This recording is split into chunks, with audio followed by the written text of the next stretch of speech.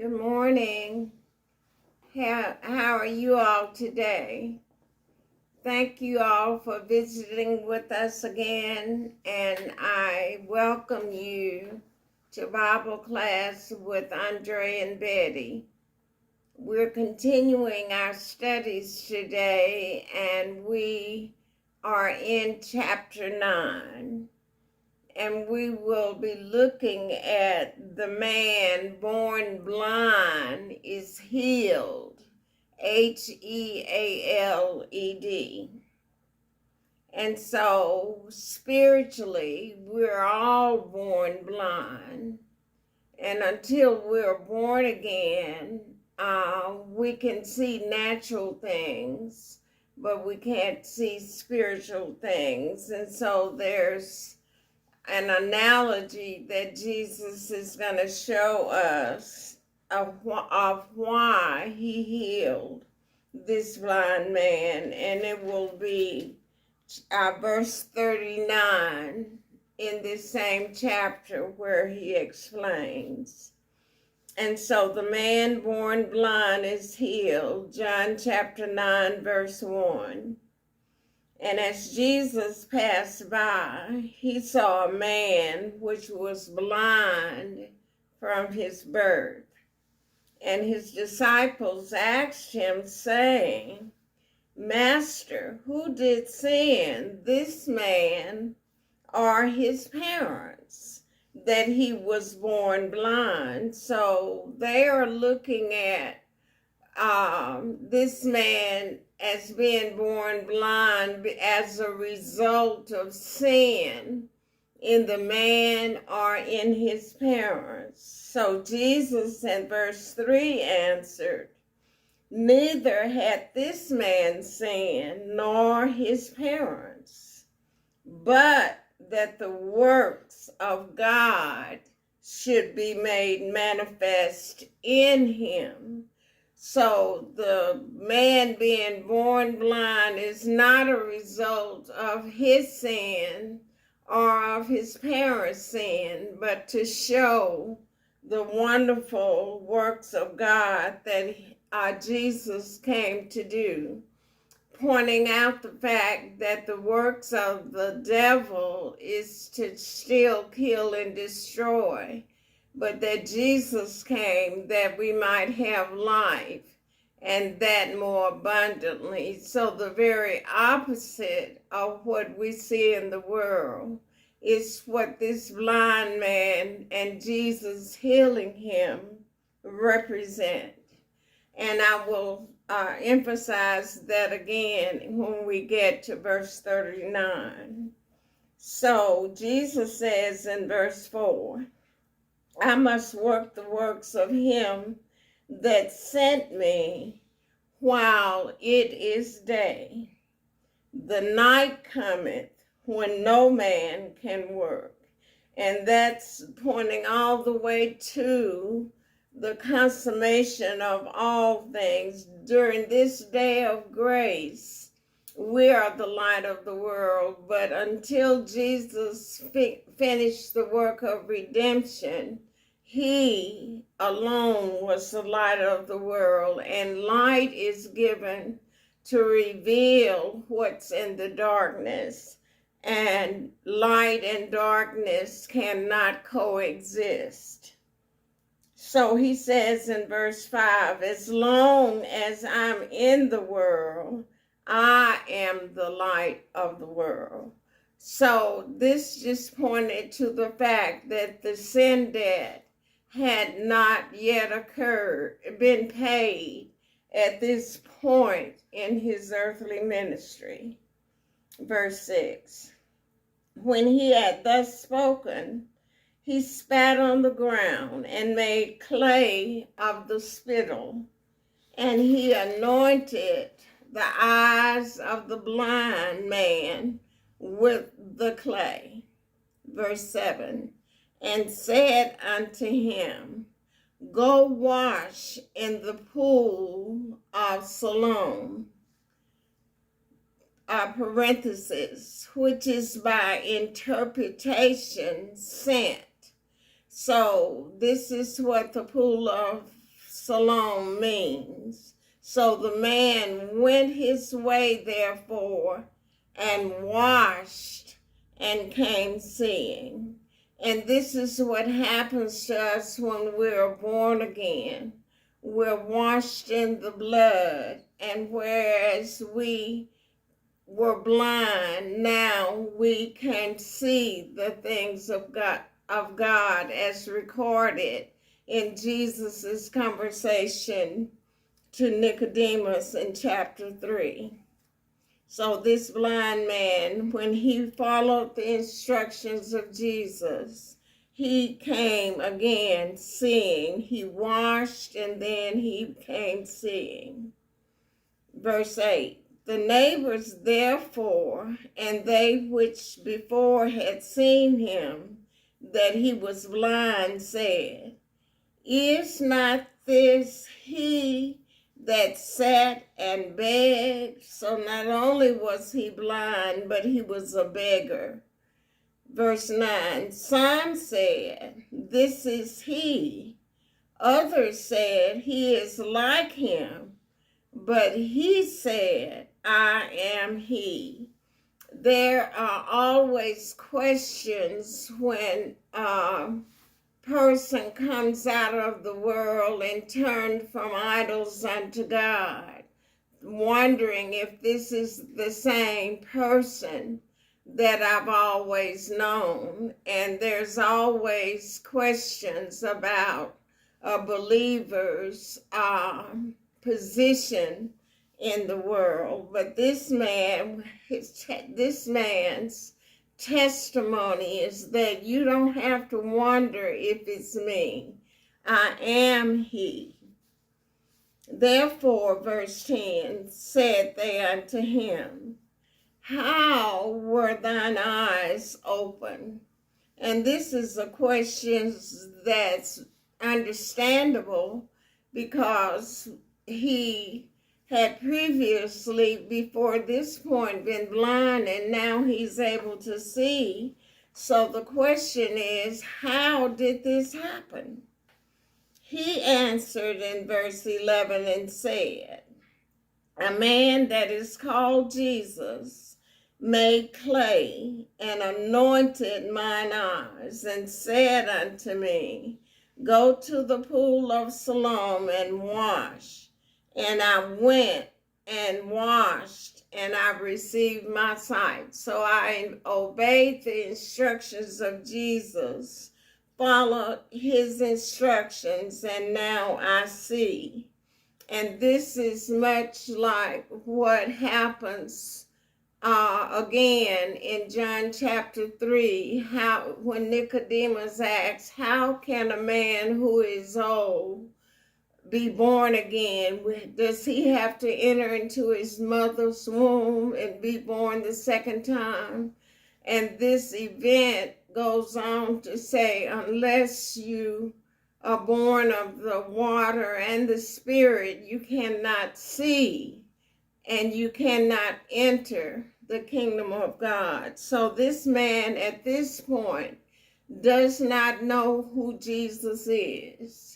But Jesus, before this episode is over, is going to make sure that this man recognizes who he is.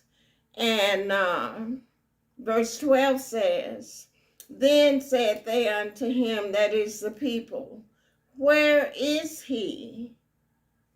He said, I know not. So the man did not know who Jesus was. Neither did he know where he was. And so he says, I know not. I simply do not know where he is.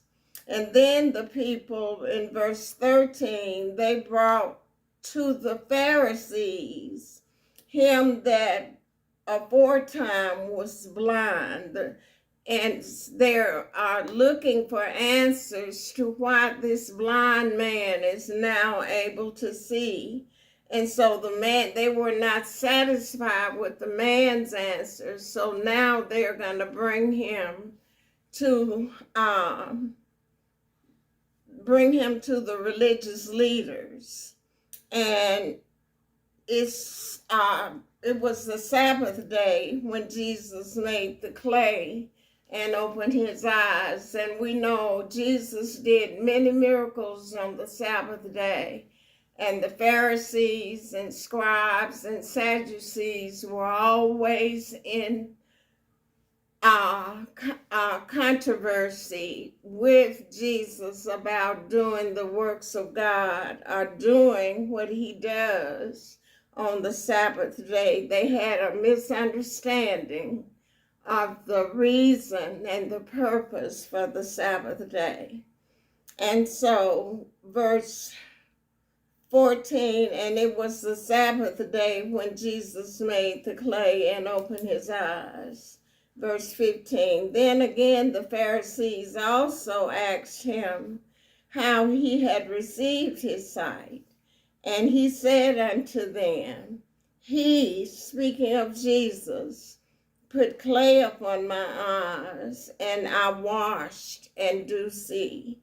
And so now he's explaining to the blind man who can now see, is explaining to the religious leaders what happened to him.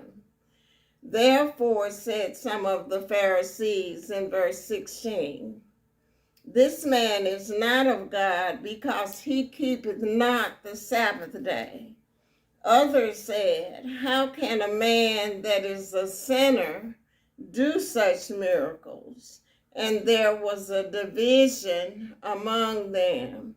And it's very significant that before Jesus came into the world and started his earthly ministry, there were miracles done in the Old Testament, but none as to the likeness of what Jesus did in his earthly ministry. And they surmised that a sinner, if he were a sinner, he could not do these miracles. And the truth is, the devil does miracles, and they're called lying wonders. But they're talking about this particular miracle that he did it because he refused to keep the Sabbath day and that he was a sinner. So they say to the blind man again in verse 17, what sayest thou of him? That he had opened thine eyes? He said. The man said, he is a prophet. So first he just said a man called Jesus. But now he's coming into an understanding, and now he says that he is a prophet. But the Jews did not believe concerning him that he had been blind and received his sight, until they called the parents of him that had received his sight. So just because you tell a person a thing does not make them believe you. They're going to keep seeking for evidence that cannot be found because they're not looking for truth. They're looking at what Jesus did, and their envy of him always brought from them words of condemnation and rebuke. They did not like what Jesus was doing, and so they were jealous. But anyway, they'll end up crying out, crucify him. And so they didn't even believe that this man before them was truly the man that was born blind. And so they're going to examine his parents. Verse 19, and they asked them, the Pharisees asked the parents, saying, is this your son who ye say was born blind? How then doth he now see? So they're questioning the parents, and the parents are going to answer in part, but because of these very same Jews, the parents are afraid to answer, but actually they really didn't know who had made their son see. And so they asked them saying, "Is this your son?" And they answer in verse 20. His parents answered them and said, "We know that this is our son, and that he was born blind," verse 21. "But by what means he now seeth, we know not, or who had opened his eyes, we know not. He is of age, ask him, he shall speak for himself."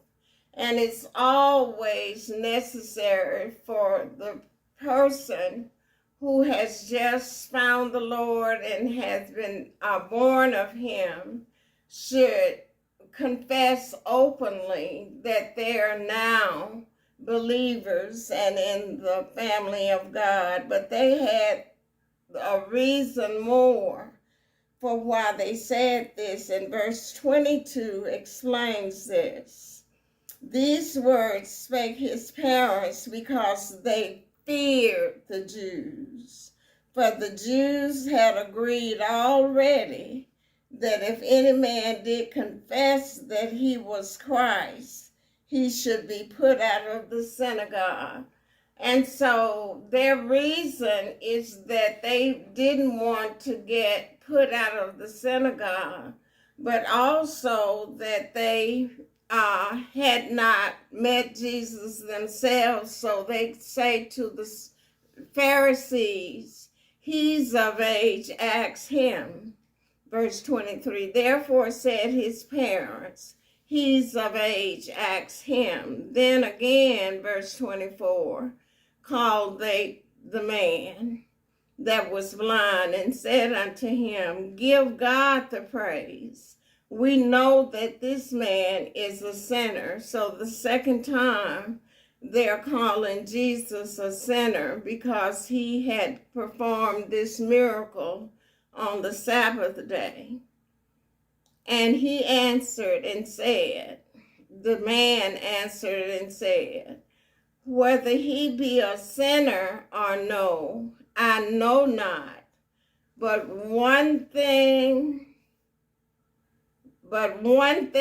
I know, that whereas I was blind, now I see." You call him a sinner, but I know that this man healed me, and I can see now when I have not been able to see from my birth. Verse 27, he answered them. No, verse 26. Then said they to him again, "What did he to thee? How opened he thine eyes?" Verse 27. He answered them, "I have told you already, and you did not hear. Wherefore would you hear it again? Will ye also be his disciple?" So they're looking at things from a natural and religious perspective under the Mosaic law. But Jesus came that we might have life, and that more abundantly. So they really don't understand what Jesus is doing as he ministers to people during his earthly ministry. Verse 28, then they reviled him and said, "Thou art his disciple, but we are Moses' disciples." So they're comparing Jesus to Moses and saying this man was a disciple of Jesus, but they were disciples of Moses, because they say in verse 29, "We know that God spake unto Moses. As for this fellow," talking about Jesus, we know not from whence he is. And they're saying the truth there, but calling him a fellow is disrespectful and irreverent. And they think God is okay with them doing that.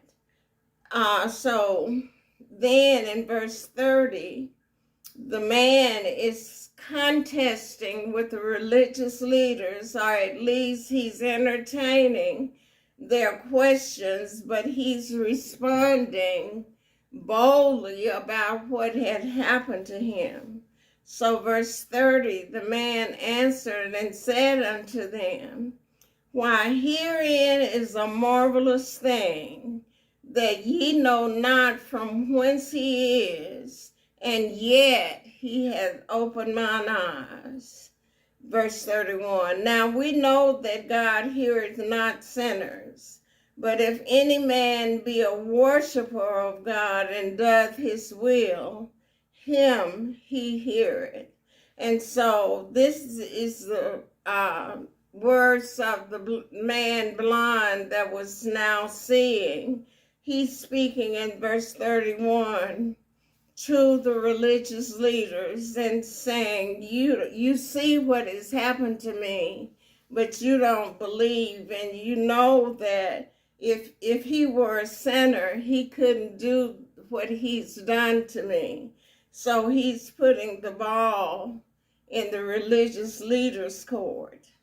So he says in verse 32, since the world began, was it not heard that any man opened the eyes of one that was born blind? Has that ever happened before? If this man were not of God, he could do nothing. Verse 33. Verse 34.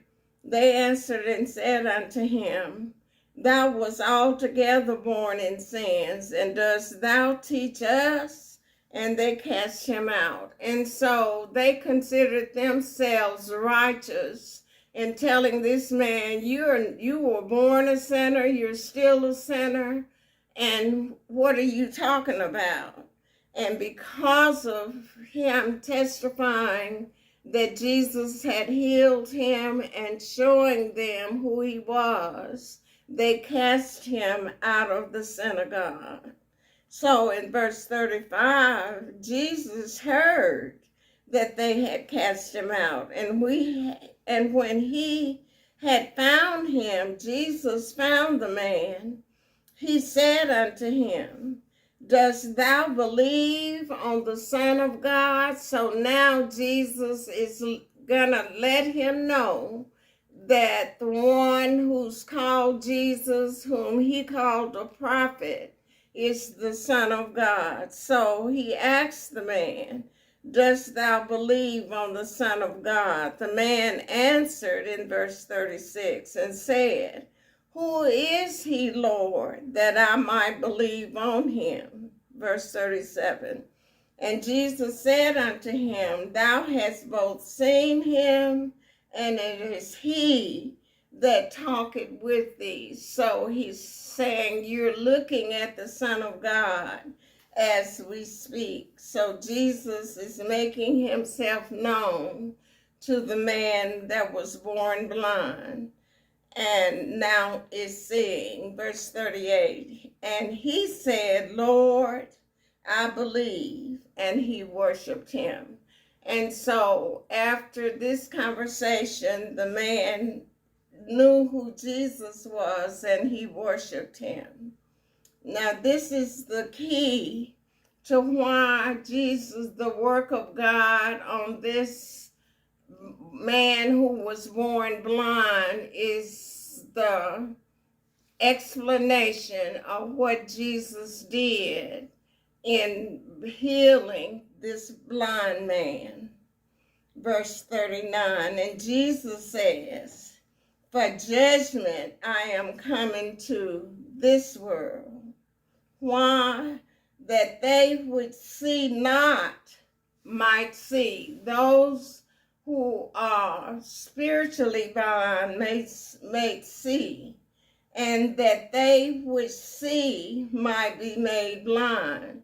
In other words, if you think you are righteous without believing on me, then even though you have 20/20 vision, you are still blind concerning the things of God and your own identity. And so verse 40, and some of the Pharisees which were with him heard these words, and said unto him, are we blind also? So they're thinking they're confronting Jesus, that they know and that they can see. But verse 41, Jesus said unto them, if you were blind, you should have no sin. But now ye say, we see, therefore your sin remaineth with you. And this is the difference between light and darkness. And darkness cannot overpower light. And Jesus is opening the eyes of the blind man is the same as when we are born again, and he opens our heart to believe the gospel, and therefore we see for the first time. Now we can see and we can enter the kingdom of God. So there we go. You all, I hope, will benefit from these lessons that we're bringing, but I thank you for listening, and I thank you for your words of encouragement and support through my email address and the YouTube. And I appreciate you all so very much. And thank you all for this day sharing with us. You all have a great day and a great week. Bye.